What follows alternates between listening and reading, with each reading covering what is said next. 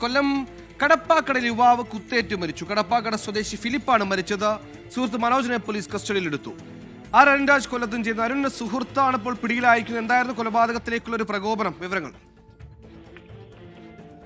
സുഹേൽ, ഇന്ന് വൈകുന്നേരം 7:15 സംഭവം നടക്കുന്നത്. ഈ ഫിലിപ്പും വീട്ടിലെ നായയുമായി പുറത്തേക്ക് പോകുന്ന വഴിയിൽ സമീപത്തിരുന്ന് മദ്യപിക്കുകയായിരുന്ന റാഫി, ജോൺസൺ, മനോജ് എന്നിവർ ഈ നായയെ കല്ലെറിഞ്ഞുവെന്നാണ് പരാതി. തുടർന്ന് ഇത് ചോദ്യം ചെയ്ത ഫിലിപ്പിനെ ഇവർ 3 പേരും ചേർന്ന് മർദ്ദിക്കുകയായിരുന്നു.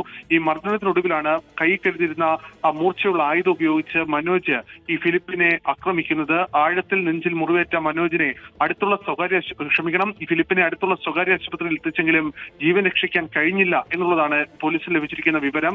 ഈ സമീപത്ത് നിന്ന് ഈ സുഹൃത്തായ റാഫിയെ പോലീസ് ഇപ്പോൾ കസ്റ്റഡിയിലെടുത്തിട്ടുണ്ട്. മറ്റൊരാൾ ഓടി രക്ഷപ്പെട്ടിട്ടുണ്ട് എന്നുള്ളതാണ് പോലീസ് പറയുന്നത്. ഇയാൾക്കായി തിരച്ചിൽ ഇപ്പോൾ പോലീസ് തുടരുകയാണ്. എന്തായാലും സംഭവത്തിൽ 3 പേരെയാണ് നേരിട്ട് ഈ കൃത്യത്തിൽ പങ്കെടുത്തിട്ടുള്ളത് എന്നുള്ളതാണ് പോലീസ് പ്രാഥമികമായി മനസ്സിലാക്കുന്നത്. അരുൺരാജാണ് ആ വാർത്തയുടെ വിശദാംശങ്ങൾ നൽകിയത്.